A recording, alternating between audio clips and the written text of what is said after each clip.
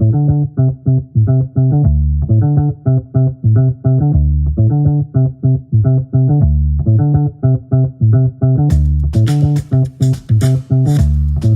my friends. Welcome to kind of the first episode of A Couple Minutes with Shawn. Shawn Allen here, the other half of the Gate guys, and thought I'd try to fill in these every other week gaps of the Gate Guys podcast with just a little clinical information, some thoughts, things that go through my head. Just keep it short, something fresh, something easy, something you could do on your 10 or 15 minute ride over to the office, nothing big. You know, it's funny, we're into October here now, actually early November now, here in central United States, in the Chicagoland area. And I grew up with a father who used to work for Agriculture Canada. So I grew up around a man who had a green thumb, and some of it rubbed off on me. And I was just telling a friend the other day that I planted 18 new trees in my front yard. And I have about half an acre of land and a modest size house on it. And I love trees. I grew up loving trees, obviously. And in the front yard, I've got basically I only have I've got two pecan trees, but I put in a whole bunch of edible and ornamental crab apples this year. And you got to know what you're doing when you plant trees. A lot of these edible trees and even some of the ornamentals have problems, viruses, aphids that can pull in some other issues. So I was putting some neem oil on them during the summertime, and things really are looking good. But in my backyard is, I'm trying to create something a little unique, I suppose. It's a food forest. I moved into this house and it was nothing but green grass. And I have slowly, over a period of about 9 years, slowly chipped away at the lawn, with tarps and whatnot, trying to kill off the grass and put in gardens and vegetables and basically a food forest, which is a tiered forest. You might hear some thunder in the background. We're having some storms here today. But you put in some tall trees and then some medium trees in between those tall trees. And then between the tall tree and the medium tree, you put in a bush. And between the bush and the medium tree, you put in some herbaceous things, some vegetables. And then you've got your root vegetables and your mycelium. So I've got my mushroom pile. But I've got 4 apple trees and of 2 different varieties. I have 3 different varieties of pear trees, most of which are Bosc pear. Why the heck are you telling me about agriculture and pears? Well, if you don't know anything about this kind of stuff, you won't understand that pruning some of these trees makes a difference.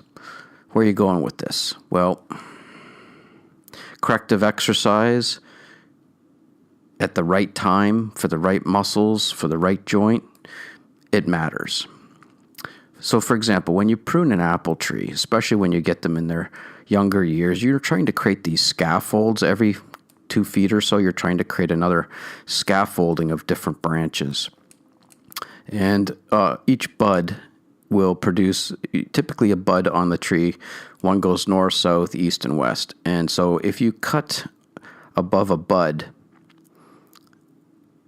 some new growth off, and you do this in the wintertime, of course, you will get 4 new branches, one going north, south, east, and one going west.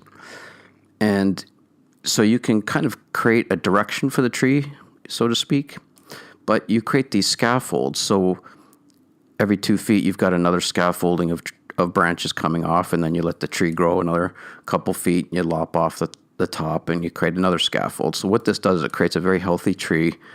It creates a very healthy trunk, but it allows you to open up the tree a little bit when you go to prune it as it matures, to allow for sunlight to get in and wind to get through, so you don't get funguses and viruses and pests in there. Because airflow and light are critical for a tree, obviously, especially a fruiting tree. So my point is that where you place the cut dictates where that new leader occurs. So if you create a cut somewhere on the tree where the leader is heading to the west, then that tree is going to kind of send off a leader to the west side there a little bit. But there's a science to it. And my point with that was I was out there looking at the trees and doing some raking of leaves the other day, and I realized that I'm going to have to do some tree surgery here in the once they're dormant. And it got me to thinking about, well, I'm always thinking when I'm out in the yard, but it got me thinking about corrective exercise. And it got me to thinking how much wisdom and experience and knowledge I gain every year as I read a little bit more about these trees. And I've got ridiculous, I must have 25, 30 trees in my backyard, from a Chicago fig tree to gooseberries to a mulberry tree to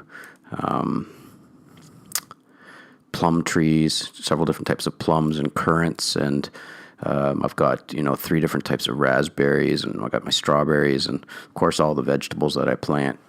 And so I've got lots of different trees, and it requires a rather hearty amount of knowledge in order to know what you're doing, and you're going to make mistakes. And one of the things that's continued to worry me, and when I talk about it over there on the Gate Guides podcast, is that there's a lot of young practitioners out there that don't have a lot of deep experience. And with the advent of the internet, there's a lot of information out there, and a lot of information without perspective and without putting that information in context allows folks to feel like they've got a broad base of knowledge that they can start tapping into for clients. And it's always concerned me a little bit, but it's one of the reasons why we started up the podcast. But it got me thinking about order and knowing when the order should be broken for certain clients, but kind of depending on their presentation. And sometimes what might look like a good corrective exercise for someone at a right time, within a few minutes of implementing the exercise and then trying it out on the client and then retesting them and looking at the pattern, it's obvious that that's not the starting point. I use a lot of analogies in my office, and I use the cooking and the baking analogy, that medicine and corrective exercise and treatments of patients is like baking. Cooking, most people can cook to a certain degree, but baking is chemistry, and chemistry has to be specific. You don't bake a cake just tossing a certain amount of flour into the bowl and a certain amount of water, and I think I'll use 3 eggs today. It's a chemistry experiment. There's a certain amount of baking soda, there's a certain amount of egg and water and liquids, and so to get the chemistry experiment right, everything has to be right. This is why baking is a bit of an art, more so than cooking, so to speak, but I think you get the idea. And treating clients is very much like baking. And there are a lot of folks out in many different professions in the health world who are working with clients in gyms and in offices and in rehab settings and whatnot. And I get to see a lot of these clients because they don't get better. Obviously, I get the ones who don't get better. The ones that do get better, I don't see them. But a lot of them, quite frequently, someone has dialed in pretty close, but it's the order and it's the dosage. And I have to help the client understand that, well, we're going to do a lot of these same exercises, but we're going to do them in a different order. And you're going to drop these 3 off the list, and we're going to work on these 2 to build a foundation, because I think this is where your problem is starting from. I think it's starting down in the ankle and not in the hip. And there are some clients where you reverse that order, just as an example. And so we're going to focus on this part of the chemistry experiment for 2 weeks. You're going to do your homework, and you're going to come in, and then I'm going to add in the eggs and some of the other ingredients up at the hip level. And so that's where wisdom comes in, and that's where knowledge and experience comes in. And I'm certainly still on the young branches of this tree, even though I'm a little over 20 years doing this. So I've seen a lot of clients go through my chemistry experiments, and I've seen a lot of people fail. I've made a lot of mistakes, and I've learned a lot of things. And consequently, I've been able to kind of hone in my craft a little bit more, and I'm sure I'm, still on the, like I say, the lower branches of the tree and still working on this, but I do feel like I'm getting a little bit better at this game, and I think that if anybody out there feels like they're pretty darn confident in their game, they probably have been doing this for 50 years, but if you catch someone who's maybe 5 or 10 years into practice and they've got some big britches that they think they've filled, they're probably, if you catch them on a good day at a bar after a couple drinks, they might admit that half the time they're really kind of winging it and just trying things out, and maybe they're not as confident as their verbiage gives an indication of. But that's where everybody has to go. I mean, those are the proving grounds, and you've got to go through that, and it's a normal process. But it's one of the things that worries me when I go to a lecture and there's someone who's clearly probably only been out for a few years. And I know they don't have enough experience to have seen all the varieties of that. Back to the tree thing, I've got several varieties of pear trees and apple trees and plum trees, and each variety is slightly different and has got different characteristics to it and requires different nurturing and nutrients and sunlight and whatnot. So each client is going to be the same way. You get 10 people in a week with rotator cuff problems. Some of them might be because they don't have, then they may all have the same type of symptoms, but some might need more thoracic extension, some might need more thoracic rotation, some might need more scapular stability. Some people might not be able to, attach the rib cage into the thoraco-lumbar cylinder. Some people might have a grasping problem because of some problem further down into the arm. But all of these things can create the manifestation of a rotator cuff problem. And if you haven't seen all of those different varieties of things, you're not going to know what they are when they come into your office.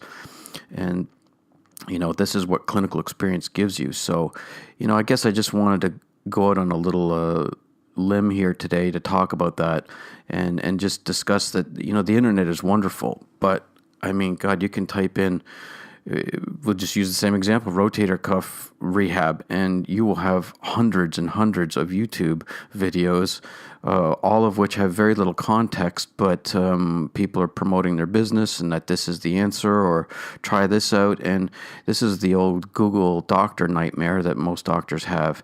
And patients go on there and they come in and they've got their own things. But, it also works the other way. You've got a practitioner like me who's still on the fairly young branches, 20 years into it.